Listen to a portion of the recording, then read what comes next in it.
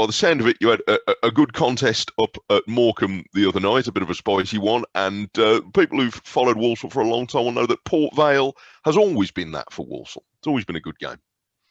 Yeah, no, it was a great game a few weeks ago when we had a tremendous comeback against them. But like all teams in this division, I think you can see they keep saying it each week: the closeness of the games, the compactness of the league. There's not a lot in the games, and I expect Saturday to be no different.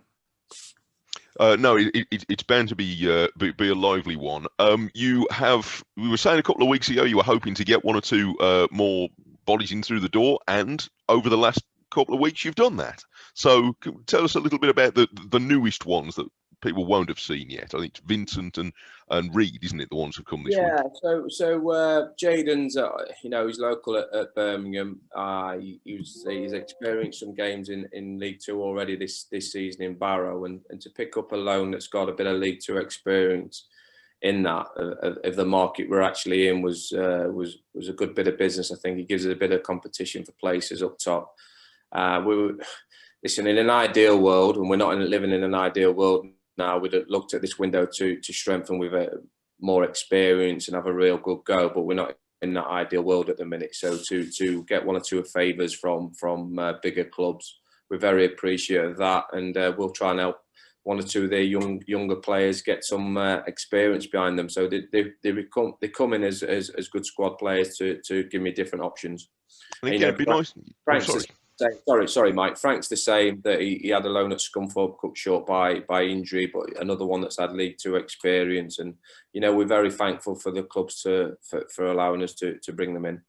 Indeed, but it'd be nice to think that it's something that benefits all round. It benefits you because you got a player in. It benefits the player for getting some experience, and it's a benefit to their club because they've got the players out doing something useful. Hopefully, yeah, it certainly does, and it gives the squad a bit of freshness about it. New lads coming in, albeit young lads coming into the group. But we're still very, very young. I think we're the fourth, fifth youngest team in the league, to be honest with you. So we're very much development-ish at times. But like you said there, it gives their players opportunities, and also there's more detail goes into that, because whenever I bring a loan in, I try and get loans that could potentially be something for the future, if that makes sense, as well. So always the eye on the ball, as in maybe there might be an option further down the line. I don't want to really delve too much into it because obviously these aren't our players, but I do look at it with players that might be,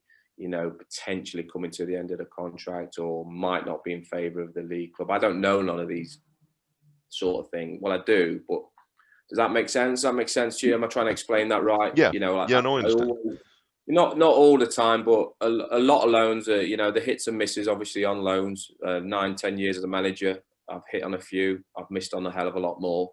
They're always a bit of a gamble. I think he's Harry Kane, probably the greatest striker, one of the world's great strikers. In a minute, we have 3, 4 loans, 5 loans. So it can be hit and miss in the loan market. But I like to bring in loans that might help us in the future as well. Is the process of doing it different in the current circumstances? Because, I think I have this idea that normally you'd look at a player and you'd may be able to see them in action a bit first of all.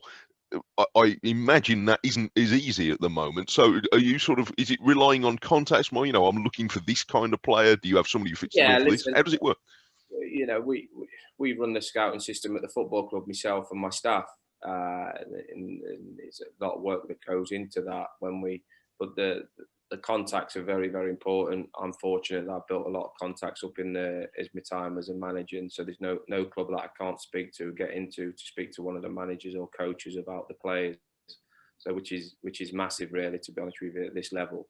And then it's a case of the platforms out there now. There's a lot of platforms that you can do. Obviously, you can't get to the games as things stand at the minute, but there's a lot of platforms that you can look and clips and watch players' games.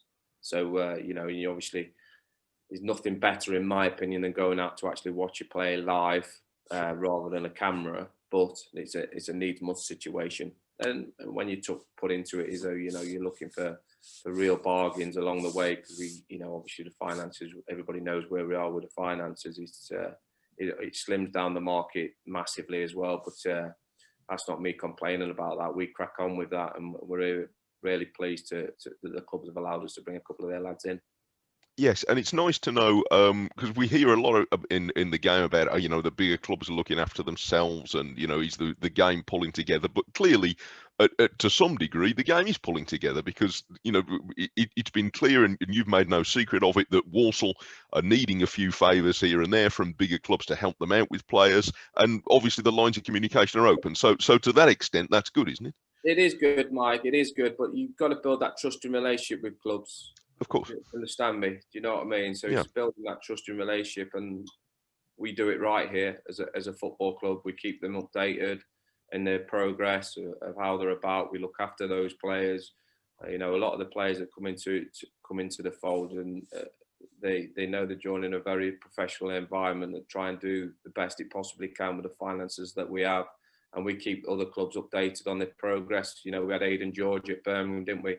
Not long ago, didn't make an appearance. You know, wasn't probably the right time for him to come into the team, but yet we've took another one of Birmingham's players because the lines of communication's always been open, and we certainly respect every player that we take from a club, and make sure that we look after them the right way.